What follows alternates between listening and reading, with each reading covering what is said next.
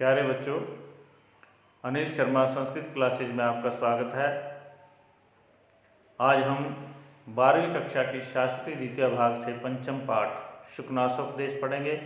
इसे हमने दो भागों में विभक्त किया है, पहले की तरह भाग 1 और भाग 2। तो ये पाठ शुकनासोपदेश महाकवि भाणभट्ट के द्वारा विरचित एक प्रसिद्ध ग्रंथ कादंबरी में से लिया गया है। भाणभट्ट जी कन्नौज के राजा हर्षवर्धन के राजकवि रहे हैं। तो हर्षवर्धन का समय 606 ईस्वी से 648 ईस्वी तक रहा है। यही समय हम भाणभट्ट जी का मानते हैं। इस काव्य के अंदर भाणभट्ट जी ने 3 जन्मों की कथा का वर्णन किया है, जो कि शूद्र के यहाँ चंडाल कन्या वैशंपायन नामक शुक को लेकर पहुँचती है। उसके वृत्तांत से यह पाठ शुरू होता है। और ये पाठ जो शुकनासोपदेश है, ये उसी का अंश है। और इसमें जो नायक है वो राजकुमार चंद्रपीड़ है, जो कि विनयशील, वीर और आर्जस्व भावों से युक्त है। उसका जब राज्याभिषेक करना होता है तो उनके वहाँ एक जो उनके मंत्री होते हैं, शुकनास, बहुत ही अनुभवशाली मंत्री होते हैं। वो उन्हें जो भी राज्य के लिए राजा के गुण होते हैं उनके बारे में अवगत करवाते हैं। और युवावस्था में जो सुलभ जो दोष उत्पन्न होने वाले होते हैं, या लक्ष्मी से या राज्य से सुख के प्राप्त जो दोष होते हैं, उनके बारे में भी वो उन्हें विस्तृत रूप से बताते हैं कि उनका जीवन में क्या प्रभाव पड़ता है और मनुष्य जो है कैसे उनसे एक नाश गति को प्राप्त हो जाता है। तो आइए पाठ को शुरू करते हैं। एवं समतिक्रामत्सु दिवसेषु राजा चंद्रापीडस्य यौराज्याभिषेकं चिकीर्षु प्रतिहारान् उपकारन् संभार संग्रहार्थम आदिदेशः। एवं समतिक्रामत्सु दिवसेषु, कुछ दिनों के बीत जाने पर, दिवसेषु दिनों के, समतिक्रामत्सु बीत जाने पर, एवं मतलब इस प्रकार कुछ दिनों के बीत जाने पर राजा, जो उस देश का राजा होता है, वह जो है चंद्रापीडस्य, चंद्रापीड़ का जो राज्याभिषेकम चिकीर्षु, राज्याभिषेक करने की इच्छा से, प्रतिहारान, जो वहाँ के उनके नौकर होते हैं द्वारपाल, उनको अनुकरण संभार संग्रह, अनुकरण जो राज्याभिषेक में काम आने वाली सामग्री है उसका समूह और उसका संग्रह मतलब उसको इकट्ठा करने का आदेश देते हैं। तो राजा क्या करता है, चंद्रापीड़ के राज्याभिषेक की इच्छा से प्रतिहारान उपकरण, प्रतिहारों को, द्वारपालों को उपकरण संभार संग्रह, जो उसमें सामग्री, उपकरण यानी कि जो सामग्री उपयुक्त होने वाली होती है उसका संभार, समूह, जितनी भी उस चीज़ें हैं सबका इकट्ठी करके संग्रह, इकट्ठा करना, यानी कि उनको सारे समूह को इकट्ठा करने का आदेश देते हैं। समुपस्थित यौराज्याभिषेकम च तम कदाचित दर्शनार्थम आगतम आरूढ़ विनयमपि विनीतरम इच्छन कर्तुम शुकनासा सविस्तारम वाचा। समुपस्थित यौराज्याभिषेकम च, और च का अर्थ और समुपस्थित, वहाँ पर उपस्थित हुए, यौराज्याभिषेकम, राज्य की अभिषेक के लिए, राज्य अभिषेक के लिए उपस्थित हुए, तम कदाचित दर्शनार्थम, और कदाचित दर्शनार्थम, दर्शन के लिए, आगत मतलब आए हुए, और कदाचित दर्शनों के लिए आए हुए, आरूढ़ विनयमपि, जो विनय जिन पर आरूढ़ है, विनयशील है जो, ऐसे तम उस चंद्रापीड़ को विनीतरम इच्छन, और विनयशील बनाने की इच्छा से, कर्तु मतलब और विनयशील बनाने की इच्छा से या और विनयशील करने के लिए, शुकनासा, जो उनका मंत्री था शुकनाश, उसने सविस्तारम उवाच विस्तार पूर्वक कहा। तो वहाँ पर समुपस्थित यौराज्याभिषेक, वहाँ पर उपस्थित हुए राज्याभिषेक के लिए, और कदाचित दर्शनार्थम आगतम आरूढ़म विनयमपि, और कदाचित दर्शनों के लिए आए हुए विनयशील उस चंद्रापीड़ को विनीतरम इच्छन, और विनयशील बनाने की इच्छा से शुकनासः सविस्तारम उवाच, उनके मंत्री शुकनास ने विस्तार पूर्वक कहा। क्या कहा? तात चंद्रापीड़, हे तात चंद्रापीड़, हे पुत्र चंद्रापीड़, विदित वेदितव्य, विदित वेदितव्य से अधीत सर्वशास्त्र से। एक तो विदित जो जानने योग्य है, वेदितव्य उसको जान लिया है। विदित वेदितव्य से अधीत सर्वशास्त्र से, और सभी शास्त्रों को, अधीत मतलब पढ़ लिया है, अध्ययन कर लिया है, सर्वशास्त्र से सभी शास्त्रों का। विदित वेदितव्य से, वेदितव्य जो जानने योग्य को जानने वाले, वेदित विदित जानने वाले हो तुम। ते मतलब तुम्हें ना अल्पमपि उपदेष्टम उपदेष्टव्यम अस्ति ही, तुम्हें जो है अल्पमपि थोड़े से भी उपदेष्टव्यम उपदेश देने के योग्य न अस्ति नहीं है, अर्थात तुम जो है थोड़े से भी उपदेश देने के योग्य नहीं हो। एक बार फिर देखिए इस लाइन को, क्या कहा? तात चंद्रापीड़, हे तात चंद्रापीड़, विदित वेदितव्य, विदित वेदितव्य से अधीत सर्वशास्त्र से। एक तो विदित जान लिया है, वेदितव्य से जानने योग्य को, विदित वेदितव्य से, वेदितव्य से जानने योग्य को विदित जान लिया है, और अधीत अध्ययन कर लिया है, किसका? सर्वशास्त्र से सभी शास्त्रों का। जानने योग्य को जान लिया है और अध्ययन कर लिया है सभी शास्त्रों का, अर्थात सभी शास्त्रों का अध्ययन करने वाले, ते मतलब तुम, न अल्पमपि उपदेष्टम उपदेष्टव्यम अस्ति ही, अल्पमपि थोड़े से भी, उपदेष्टव्यम उपदेश देने के योग्य, न मतलब नहीं, अस्ति मतलब हो, थोड़े से भी उपदेश देने के योग्य नहीं हो, अर्थात तुम्हें थोड़ा सा भी उपदेश देने की आवश्यकता नहीं है, आप पहले से ही सर्वज्ञ हैं, सब कुछ जानते हैं, समझदार हैं। केवलम च निसर्गतः एवाति गहनम तमो यौवन प्रभवम। अब क्या कहा है? यौवन प्रभवम, यौवन का जो प्रभाव है, जो युवावस्था का प्रभाव है, जब आदमी जवान होता है उसका प्रभाव जो है, उसके प्रभाव से केवल निसर्गतः, केवल स्वभाव से ही, केवलम निसर्गतः केवल स्वभाव से ही, तम अंधकार उत्पन्न हो जाता है। कौन सा अंधकार उत्पन्न हो जाता है? अज्ञानता का, अज्ञानता का अंधकार जो है वो उत्पन्न हो जाता है। एवं अति गहनम, और वह जो है बहुत ही अत्यधिक गहन होता है, गहरा होता है, वो अंधकार कम नहीं होने वाला होता है, जो युवावस्था में स्वभाव से उत्पन्न हो जाता है। अपरिणामोपशमो दारुणो लक्ष्मी मदः, और क्या कहा है? लक्ष्मी मद, जो लक्ष्मी का, जो धन संपत्ति का नशा है, वो क्या है? दारुण, बहुत ज़्यादा भयंकर है। लक्ष्मी मद दारुण, वो लक्ष्मी का जो नशा है, धन संपत्ति का, पैसे का जो नशा है, वो दारुण है, वो बहुत ज़्यादा, बहुत ही भयंकर है। अपरिणामोपशमो, और वो जो है वृद्धावस्था में भी शांत होने वाला नहीं है। वो क्या है? अपरिणामोपशमो, वो वृद्धावस्था में भी शांत होने वाला नहीं है। अप्रबोधा घोरा च राज्य सुख सन्निपात निद्रा होती ही, और जो राज्य सुख सन्निपात निद्रा, राज्य के सुख का आनंद देने वाली है, राज्य का सुख देने वाली है, जो आनंद देने वाली है, राज्य के सुख से जो उत्पन्न होती है, सन्निपात निद्रा। ये सन्निपात निद्रा क्या होती है? ये एक प्रकार का रोग है, जिसको ये रोग हो जाता है, वो व्यक्ति जो है ज़्यादातर वो सोता रहता है, जागता, उसकी नींद नहीं खुलती, उसको नींद बहुत आती है, सन्निपात निद्रा, बहुत लंबी गहरी नींद आती है।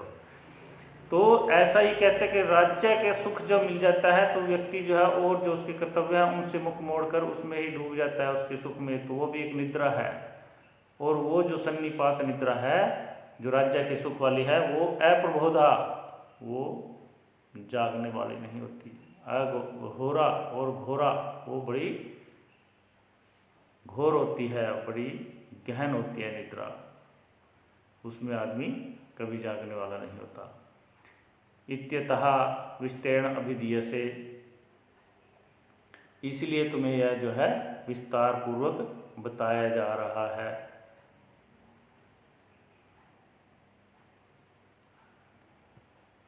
इत्यतः विस्तरेण अभिधीयसे, इसलिए तुम्हें जो सब कुछ विस्तार से बताया जा रहा है, इसका वर्णन किया जा रहा है, तुम्हें इसको बारे में समझाया जा रहा है।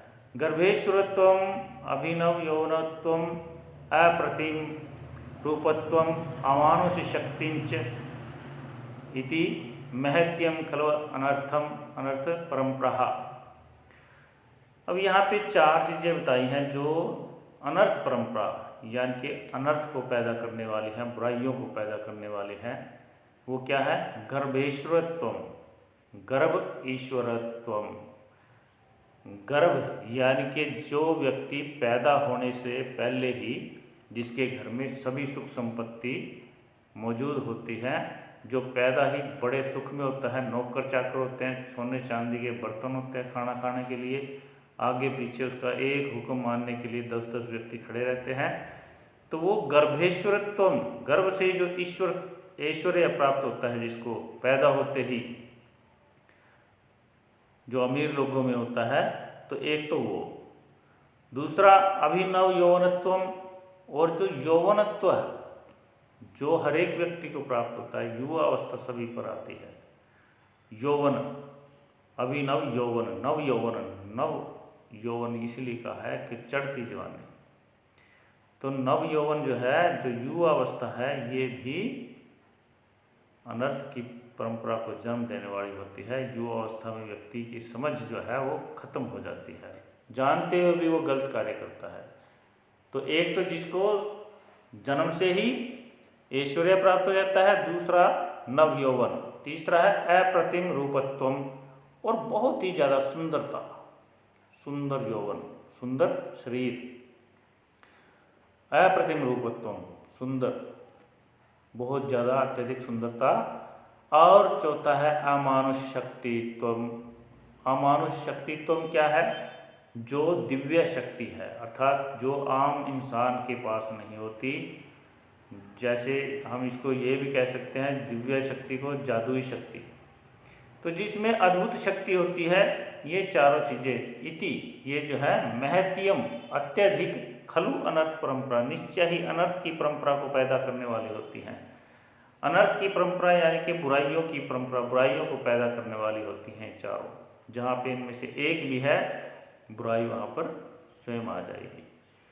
तो यौनारंभे च प्राय शास्त्र जल प्रक्षालनम निर्मलापि कालुष्यम उपयाति ही बुद्धि।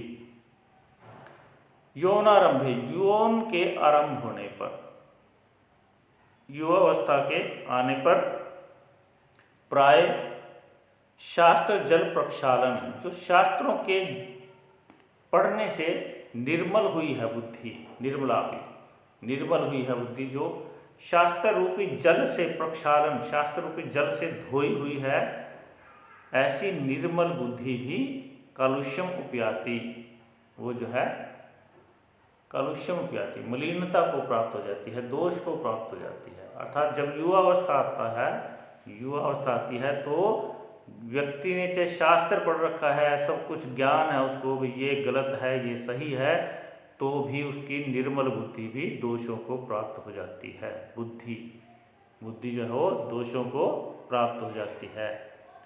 नाश्यति च पुरुषम अत्यासंगो विशेषु, और पुरुष को जो है अत्यासंगो, विशेषु, विषयों में आसक्ति, अत्यासंग, आसक्ति जो है, विषयों में आसक्ति जो है, पुरुष को नाश कर देती है, उसका नाश्यति, उसको विनष्ट कर देती है।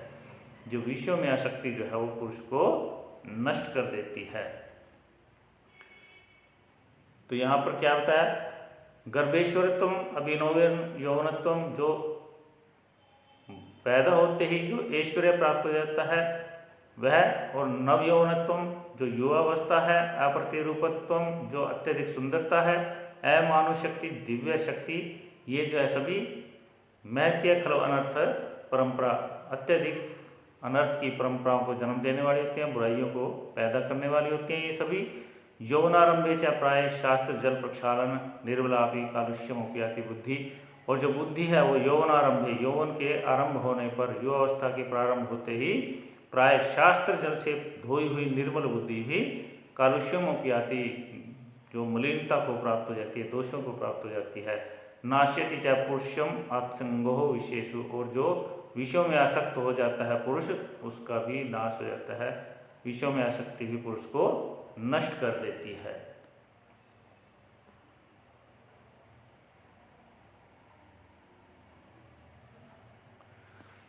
भवादेशाय भवन्ति भोजनानि उपदेशानाम, अब क्या कहा है, भवादृशाः आप जैसे, ये मतलब ही आप जैसे ही, भवन्ति मतलब होते हैं, आप जैसे ही होते हैं क्या, भाजनानी पात्र, किसके, उपदेशानाम उपदेशों के, आप जैसे लोग ही होते हैं उपदेशों के पात्र, क्योंकि आप अभी युवावस्था में आए हो तो आप भी पात्र हो, तो आप जैसे लोग ही उपदेशों के पात्र होते हैं।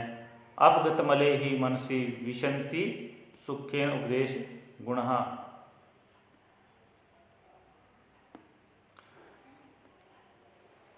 तो अपगत मले ही मनसी, जो अपगत मल है मन, जो स्वच्छ मन है, जो दोषों से रहित मन है, उसमें सुखेन उपदेश गुण, उपदेशों के जो गुण हैं, उपदेश गुण, उपदेशों के जो गुण हैं वे सुखेन सुख से विशंति प्रवेश कर जाते हैं। जो मन स्वच्छ होते हैं, अपगत मले ही मन से, जो मन स्वच्छ होते हैं उनमें उपदेशों के गुण, उपदेशः गुणा, उपदेश गुणः, उपदेशों के गुण सुखेन सुख से विशंति प्रवेश कर जाते हैं। उसके उपदेश के गुण जो आसानी से उसके मन में प्रवेश कर जाते हैं।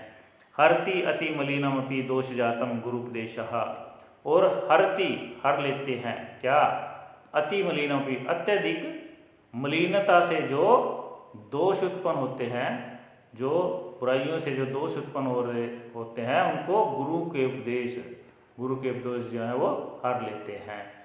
जो अति मलिनम भी दोष जातम, अत्यधिक मलिनता से या अत्यधिक बुराइयों से जो दोष उत्पन्न होते हैं उनको गुरु उपदेशः, गुरु के उपदेश जो है वो हर लेते हैं। और क्या करते हैं गुरु के उपदेश, गुरु उपदेशश्च नाम अखिल मल प्रक्षालनम अज्जलम स्नानम, तो गुरु उपदेशश्च, गुरु के उपदेश क्या है, नाम, अर्थात गुरु के उपदेश का जो नाम ही है, गुरु के उपदेश जो होते हैं वो अखिल मल प्रक्षालन, अखिल मल सभी दोषों को धोने वाला, अखिल मल प्रक्षालनम अक्षमम, उसमें क्षम है, अजलम स्नानम, बिना जल के स्नान, अर्थात गुरु का उपदेश जो है वो सभी दोषों को धोने में सक्षम है, और वह कैसा है, अजलम स्नानम, बिना जल के स्नान के जैसा वो सक्षम है बुराइयों को धोने वाला। गुरु का उपदेश जो है वो सभी बुराइयों को, सभी दोषों को बिना जल के स्नान के जैसे धोने में सक्षम है। विशेषण तो राज्ञम, और विशेषकर राजाओं के लिए, विशेषण तो राज्ञाम, विशेषकर राजाओं के लिए, विरला ही तेषाम उपदेष्टारः, क्योंकि बिरले ही उनको उपदेश देने वाले होते हैं। विरला, विरले मतलब कोई कोई होता है, बिरला उसको कहते हैं। तेषाम उनको उपदेष्टार, उपदेश देने वाला, उनको उपदेश देने वाला कोई विरला ही होता है, कोई अलग ही होता है।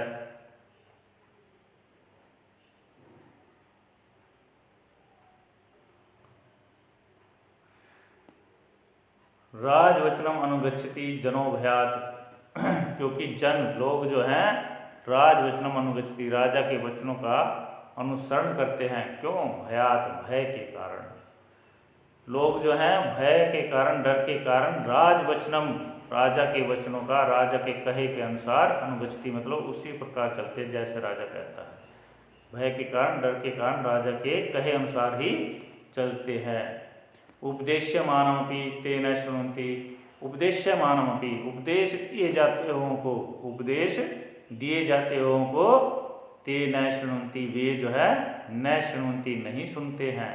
अर्थात कोई उनको उपदेश देता है तो वे उसके उपदेश को भी नहीं सुनते हैं। अवधीर्यन्तः खेदयन्ति ही, हितोपदेश दायिनो गुरुन्, और अवधीर्यन्तः खेदयन्ति ही, तिरस्कृत करते हुए उनको कष्ट पहुंचाते हैं। किसको? हितोपदेश दायिनो गुरुन्, जो हितों को हित के उपदेश देने वाले, उनके हित के बारे में बात करने वाले, हित के उपदेश देने वाले हैं गुरुजन।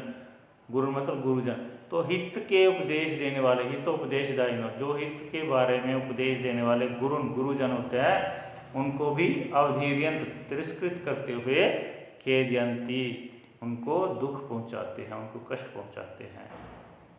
अर्थात गुरु लोगों का भी वो सम्मान वगैरह नहीं करते हैं।